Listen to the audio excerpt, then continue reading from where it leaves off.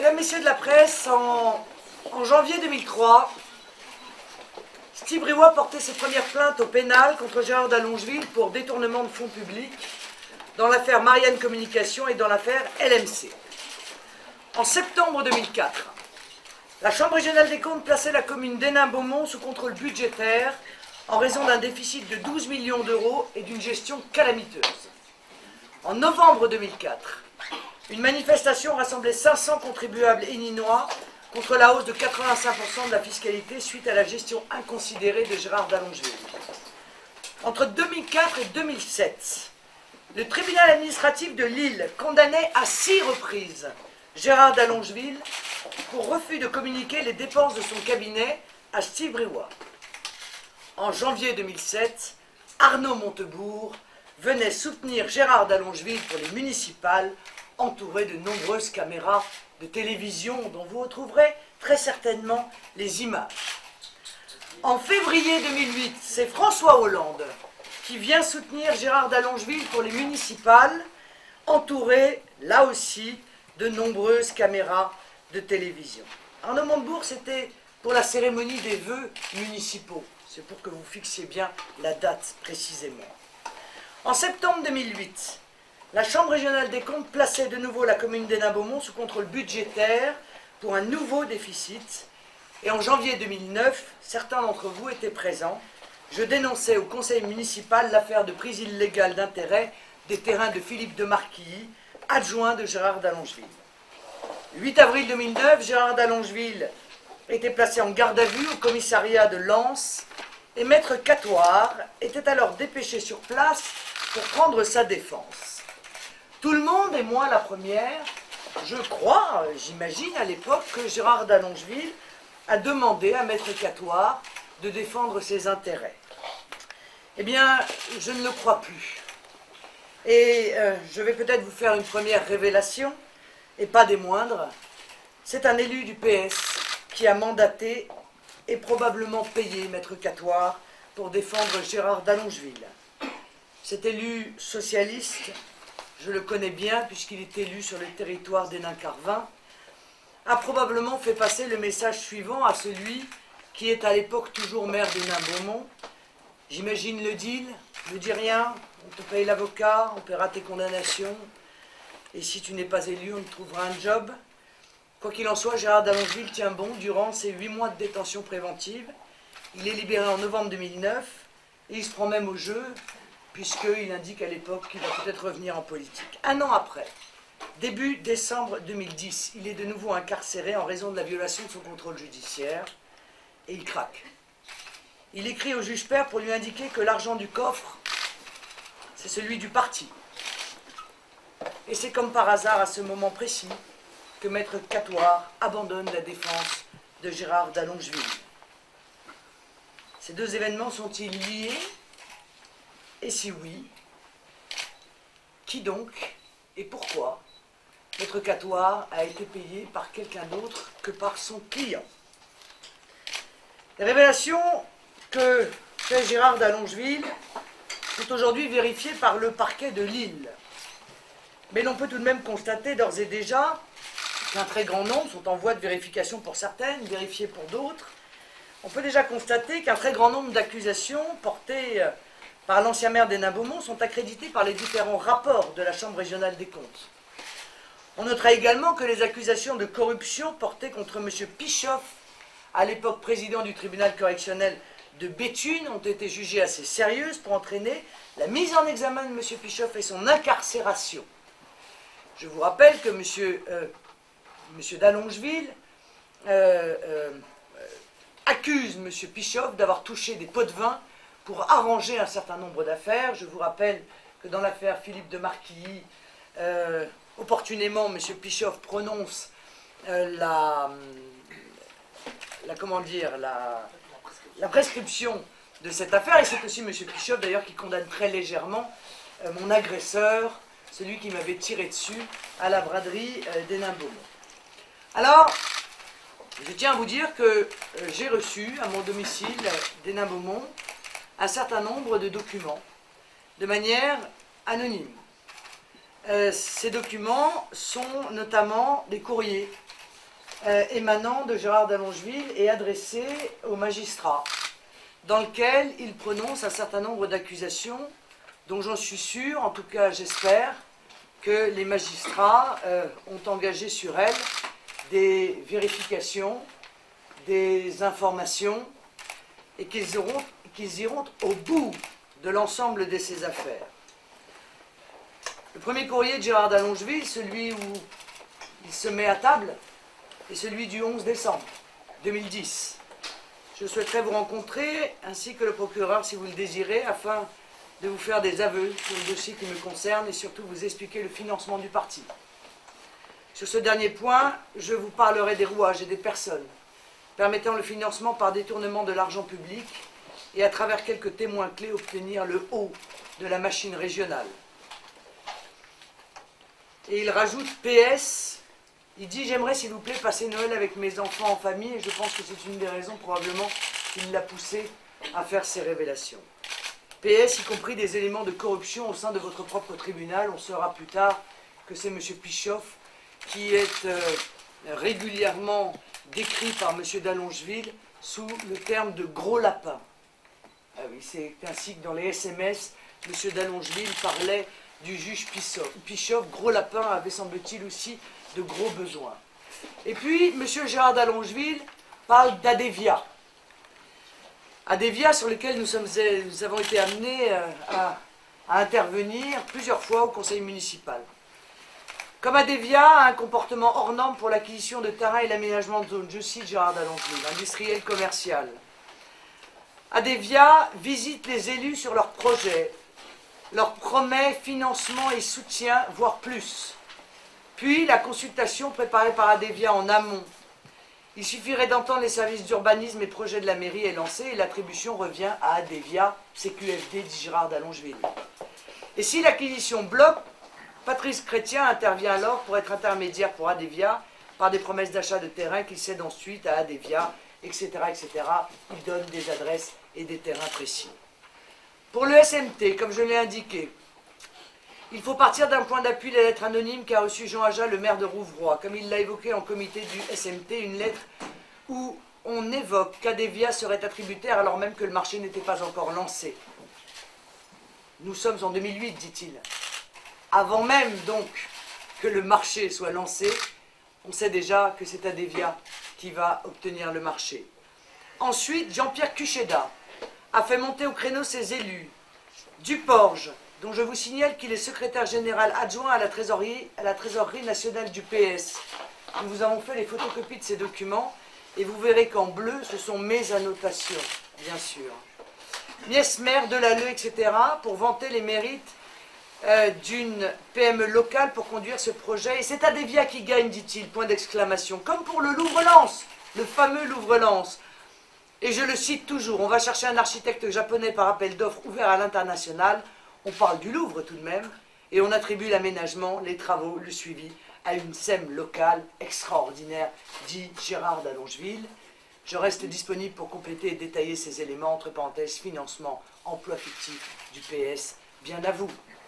M. Gérard d'Allongeville fait des croquis sur lesquels l'on retrouve tous les noms de ceux sur lesquels il porte des accusations très précises.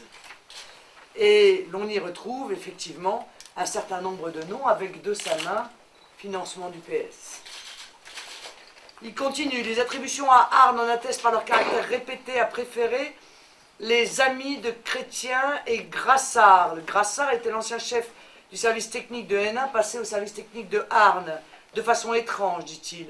EBTM, Sémite, Peinture du Nord, etc. Foucard, Adevia, Chrétien, EBTM sont les hommes clés du système Jean-Paul Cucheda, Percheron, comme Daniel Boskowski, emploi fictif de Dalkia, tant il est omniprésent au PS et si peu dans son emploi, et le centre du financement de la fédération PS du Pas-de-Calais, toujours aux mains de Daniel Percheron.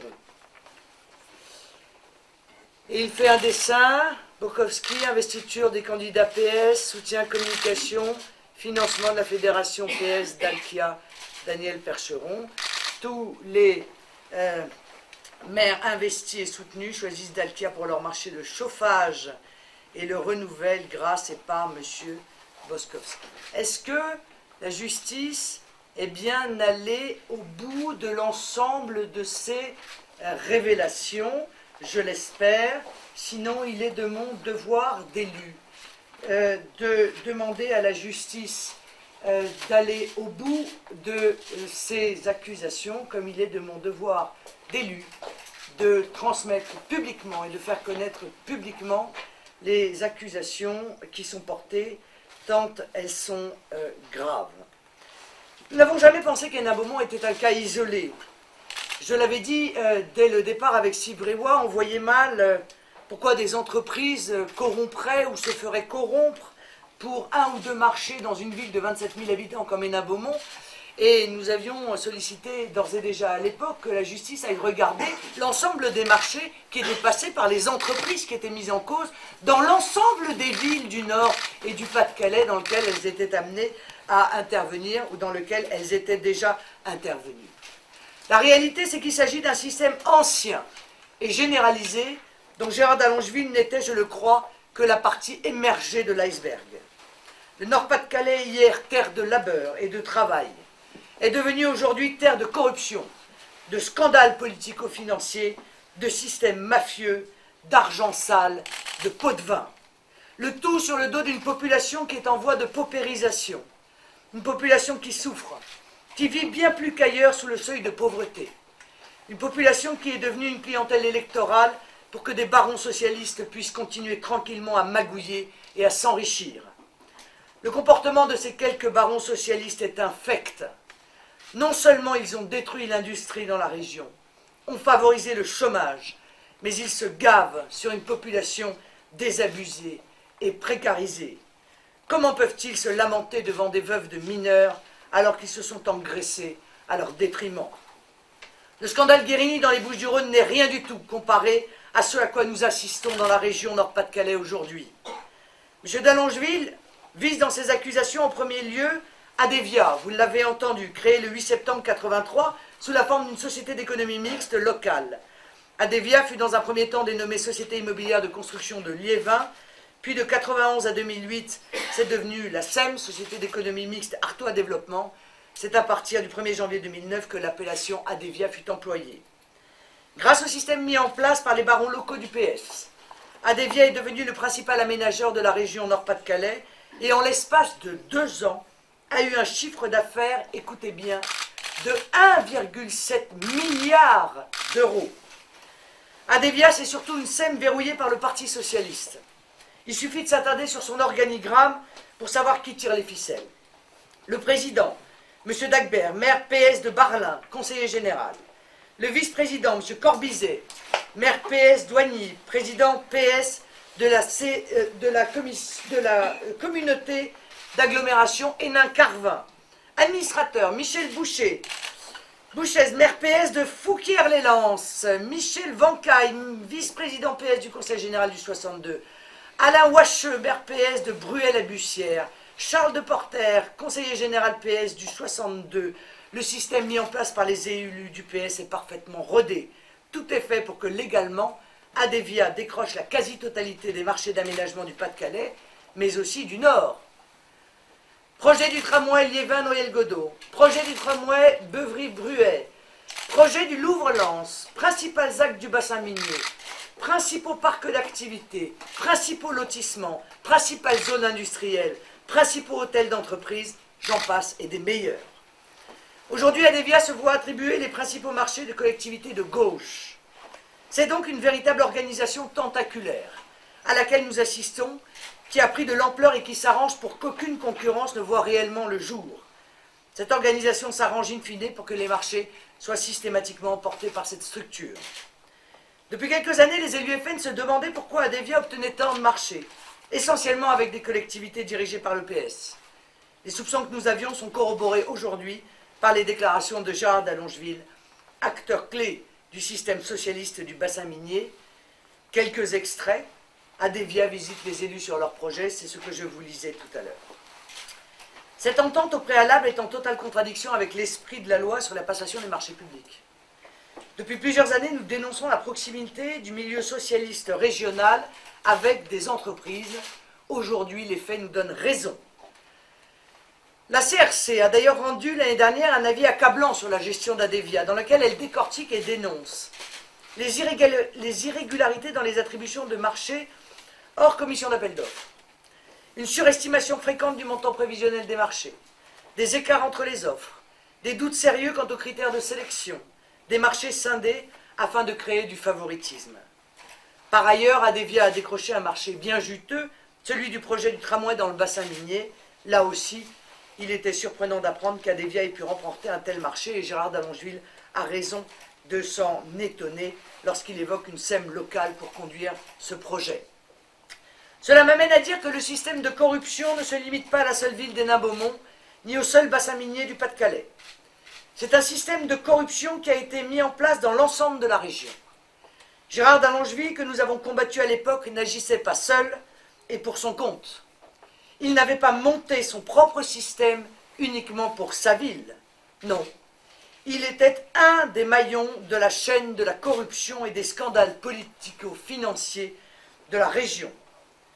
Daniel Percheron, le réel patron du PS régional, Serge Janquin, ancien premier secrétaire du PS 62, et François Hollande ont soutenu Gérard Dallongeville en 2008. Ils ne pouvaient pas ne pas connaître ce qui se passait à Hénin-Beaumont. Tous ont lu les articles de presse de l'époque. Tous ont entendu parler, et ce fut difficile de ne pas l'entendre, de la gestion catastrophique de la commune d'Hénin-Beaumont. Tous ont eu écho des rapports de la Chambre régionale des comptes. Tous ont eu connaissance des tracts du Front National dénonçant depuis 2002 les fausses factures payées par la ville d'Hénin-Beaumont. Puisque Steve Briouat, alors simple conseiller municipal d'opposition, connaissait le comportement de l'ancien maire d'Hénin-Beaumont, qui croira un seul instant que les dirigeants socialistes n'en aient pas eu le moindre écho? Tous savaient. Aucun d'eux n'a parlé, car c'est d'un vaste système dont il est question. La justice a commencé ses investigations, mais elle n'est pas allée assez loin. Quid des commissions, des pots de vin, versés par certaines entreprises de BTP intervenant dans toute la région et sur lesquelles la justice ne semble pas être allée au bout de son travail? Ainsi, j'ai ici en main la photocopie d'un chèque de la société Ramery de 215 280 € à l'ordre de Guy Mollet. 215 280 € de la société Ramery à l'ordre de Guy Mollet. Eh bien, je demande officiellement que l'entreprise de bâtiment Ramery s'explique sur ce chèque et que la justice vérifie tous les contrats passés entre Ramery et les collectivités territoriales de la région. Nous avons des propositions générales pour sortir de cette situation, car comme je l'ai souvent dit, je crois hélas que la France est bien plus corrompue que les Français ne l'imaginent même. D'abord, le non-renouvellement des équipes dirigeantes. Il est évident que la prééminence d'un seul parti en situation de monopole depuis des décennies, grâce à un mode de scrutin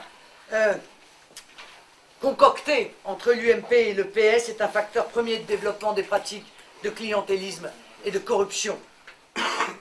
C'est quand Steve Briouat entre au conseil municipal dans l'opposition et qu'il fait réellement son travail que l'on découvre ce qu'est en train de manipuler et de faire M. Gérard Dallongeville. C'est quand l'opposition peut entrer dans les conseils régionaux, dans les conseils généraux, que l'on peut y découvrir ce qui s'y trame. Le Nord-Pas-de-Calais a d'abord besoin d'un bon bol d'air. Il a besoin d'un renouvellement des équipes. Il a besoin d'une grande opération main propre, du type de celle qui s'est déroulée il y a quelques années en Italie pour lutter contre la mafia italienne. Dans l'effort global de redressement de notre justice que je propose dans mon projet présidentiel, où j'ai prévu un budget revalorisé de 25% en 5 ans, les chambres régionales des comptes devront bénéficier d'une attention particulière. Elles devront voir leurs moyens renforcés, leurs prérogatives et leurs missions élargies, et les procédures doivent être accélérées. Il faut rétablir le contrôle de légalité a priori de l'État sur les engagements de dépenses supérieurs à un pourcentage du budget annuel de la collectivité territoriale qui sera défini par une loi, à peu près aux environs de 3%. L'État doit contrôler plus étroitement et en amont les engagements des collectivités territoriales, notamment en matière de marché public. Et d'une manière générale, le contrôle de l'État sur les grandes collectivités territoriales doit être renforcé et la clause de compétence générale des collectivités territoriales supprimée. Chacun fait son travail et lui seul. Il faudra exiger la publication obligatoire des notes de frais des élus et des hauts fonctionnaires, notamment pour les collectivités territoriales et pour l'État. Il faudra des enquêtes avant la nomination des hauts fonctionnaires, des enquêtes sur les prises de fonction des élus et des ministres au niveau national sur les éventuels conflits d'intérêts au niveau local et national. Et enfin, il faudra renforcer drastiquement les peines dans les affaires de corruption, notamment en matière d'inéligibilité pour les élus. Voilà, mesdames et messieurs de la presse, les éléments que nous avions à vous fournir, des développements de cette affaire et les analyses que nous pouvons en faire. Avez-vous des questions? Madame Le Pen, Oui. quand ces documents sont arrivés exactement chez vous? Il y a une petite semaine. Vous avez vérifié ce que vous avez reçu? Comment je vérifie ce que j'ai reçu? Je connais très bien l'écriture de M. Gérard d'Allongeville, voyez-vous. Et encore une fois, comme je l'ai dit tout à l'heure, l'ensemble de ce qui est dit est corroboré par les éléments, par les rapports d'observation définitifs de la Chambre régionale des comptes. On y retrouve des éléments, mais c'est flagrant. Et puis, encore une fois, les déclarations, les accusations qu'il émet, notamment contre M. Pichoff, ont en tout cas été jugées extrêmement sérieuses, puisque M. Pichoff est actuellement sous les verrous, ce qui est tout de même pas fréquent, vous l'admettrez, pour un président de tribunal correctionnel. La photocopie du chèque dont vous nous parlez, elle est dans le même envoi, il y a un bon... Oui, tout m'a été transmis dans le même envoi. Il y a un certain nombre d'éléments qui ne me sont pas apparus nécessaires de vous donner, car ils mettaient en cause la vie personnelle. Voilà, je ne considérais pas ça comme nécessaire. Encore une fois, la démarche qui est la mienne est la démarche d'une élue responsable, qui a son rôle à jouer dans la transparence et dans la nécessaire opération main propre qui doit toucher aujourd'hui le Nord-Pas-de-Calais, dont je pense encore une fois très honnêtement qu'il est bien plus gravement touché par un système de corruption ancien et structuré, comme j'ai déjà eu l'occasion de le dire, bien plus gravement touché encore que ce qu'on a pu dire, écrire ou lire sur le comportement de M. Guérini dans le Sud. On sait le montant des préjudices si jamais il y a... Ah, madame, la question que vous posez est intéressante. La justice est saisie de cette affaire, il va y avoir un procès. Ce que je pense, c'est qu'elle n'est pas encore allée au bout de l'ensemble des investigations qu'elle devrait faire. Encore une fois, lorsqu'une entreprise est accusée d'être corrompue ou d'avoir corrompu des élus, ou d'avoir été racketée, comme ça a été le cas, hein, dans un article d'un de vos confrères, Les Inrecuptibles, on voit que des rackets ont été effectuées, des rackets avec armes quand même. Hein. Donc quand je vous parle de procédés mafieux, on est dans le grand banditisme. Hein. Eh bien, l'ensemble des contrats passés par ces entreprises doivent évidemment faire l'objet d'une vérification de la part de la justice. Car enfin, s'il y a des corrupteurs, ils ne se limiteront pas, et ils ne se sont sûrement pas limités à une seule mairie. Ils ont très probablement multiplié ces procédés dans d'autres municipalités ou dans d'autres collectivités locales ou territoriales. Complètement.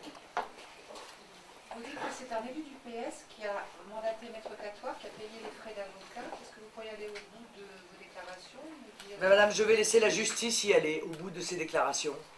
Je vais demander, je vais laisser la justice enquêter pour savoir si effectivement c'est un hasard que Maître Catoire ait abandonné Gérard d'Allongeville le jour où il met en cause le financement du Parti Socialiste, ou si ça n'est pas un hasard, et effectivement faire des investigations pour savoir si, par hasard, M. d'Allongeville n'était pas, à l'époque, sous le coup d'une promesse, et notamment s'il est révélé que la prise en charge de l'avocat a été effectuée par un élu, on pourra tout de même se poser, par un élu socialiste, on pourra tout de même se poser des questions. Vous dites un élu socialiste, c'est l'auteur des délinquants.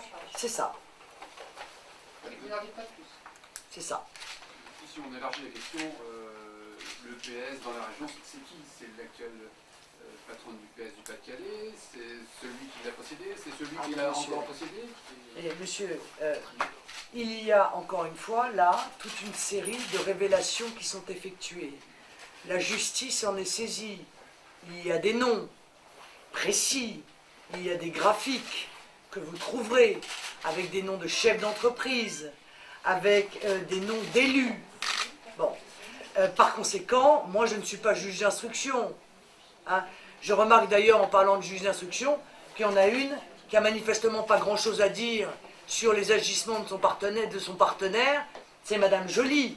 Hein, parce que c'est beaucoup plus facile de lutter contre la corruption confortablement installée dans un fauteuil de juge d'instruction, comme elle a pu le faire par le passé, que d'aller lutter contre la corruption sur le terrain, comme nous l'avons fait, dans les conditions extrêmement difficiles dans lesquelles nous avons mené cette lutte contre la corruption et pour la révélation de la vérité. Hein. Il faut savoir que ces faits de corruption sont payés par les contribuables.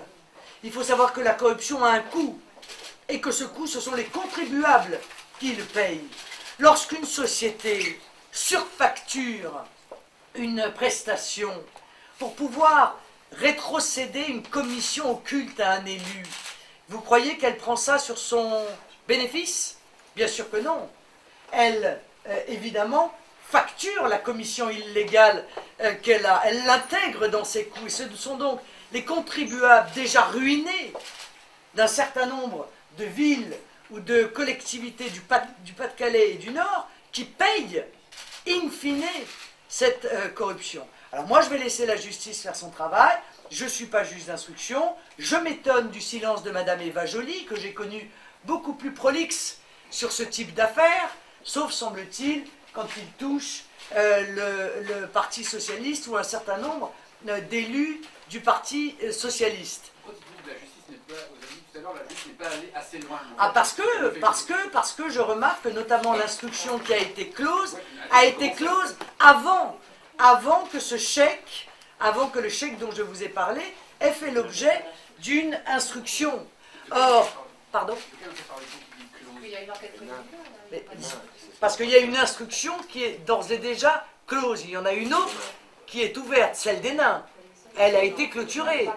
Bon, elle a été clôturée. Or, ce chèque en question n'a, sous prétexte, mais je ne dis pas d'ailleurs que c'était de mauvaise foi, mais sous prétexte de manque de temps, de la nécessité de clôturer rapidement l'instruction, ce chèque-là n'est pas intégré dans l'instruction sur Hénin. Or, ce chèque, et permettez-moi, est éminemment... je suis interloqué, moi, tout de même, de voir qu'une entreprise de bâtiment fait un chèque de... Ah oui, au Luxembourg, en plus. Oui, c'est un chèque qui a été encaissé sur un compte au Luxembourg. Hein, donc je suis... Il date de 2007. 30 septembre, 30 août. 30 août 2007, un chèque à M. Mollet, de la part d'une entreprise de bâtiment à hauteur de 215 000 € et des poussières. Permettez-moi de dire tout de même que ceci mérite quelques interrogations, à tout le moins, et à mon sens, quelques investigations et peut-être quelques réponses. Après tout, il y a peut-être une raison très valable pour laquelle la société Ramery Bâtiment a versé un chèque sur un compte au Luxembourg à M. Guy Mollet d'un montant de 215 000 €. Ah. Il y a une séance plénière du Conseil régional en ce moment, enfin depuis aujourd'hui. Oui. Vous allez vous y rendre. Bien sûr. Vous avez l'intention de prendre position devant les... Oui, alors nous avons l'intention d'ailleurs de demander au président Percheron, au nom de la région, de se constituer partie civile, puisqu'un certain nombre de structures qui sont subventionnées par la région ou en relation avec la région sont mises en cause dans ces affaires. Si M. Percheron ne le fait pas, eh bien, nous solliciterons du tribunal administratif l'autorisation de le faire à sa place, comme c'est prévu par les textes en vigueur. Mais je n'imagine pas une demi-seconde que M. Percheron ne veuille pas porter plainte et se constituer partie civile au nom de la région qu'il préside. Les structures en question, ce sont... Oh, il y en a un certain nombre. On vous en fera la liste, mais il y en a un certain nombre. Un nombre certain même. Vous ne trouvez pas qu'il y a comme une ironie que ça soit justement Gérard Dallongeville, que vous avez combattu depuis des années, qui soit finalement à l'origine de ces révélations? Comment vous le... C'est l'hommage du vice à la vertu. Eh oui. Vous pouvez dire, il arrive que le diable porte pierre.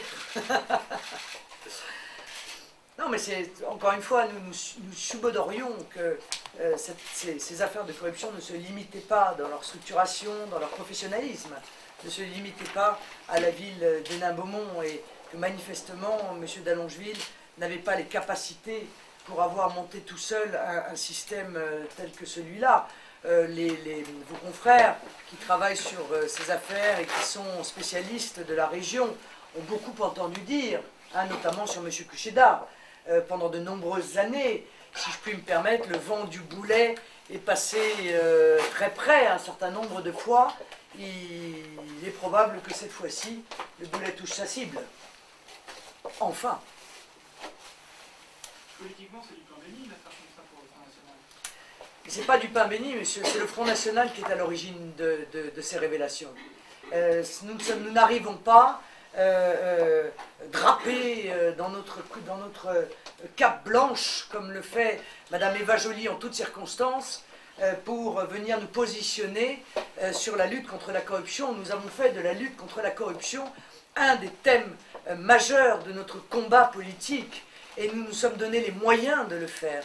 Et dès 2003, Steve Briouat a mené une guerre sans faille, avec un courage inouï, allant jusqu'à effectuer 9 procédures, je crois, à l'égard de Gérard Dallongeville, dont 6 pour obtenir des documents que M. Dallongeville ne voulait pas lui transmettre.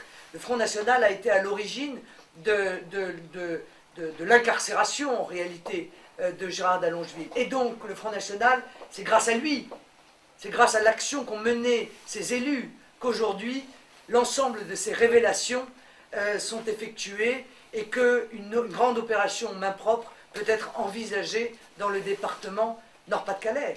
Donc, encore une fois, nous n'arrivons pas comme les combattants de la 35e heure. Nous sommes, dans ce domaine, les combattants de la première heure.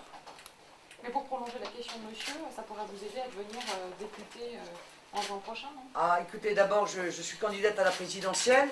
Je l'annonce à ceux qui ne sont pas au courant. Voilà.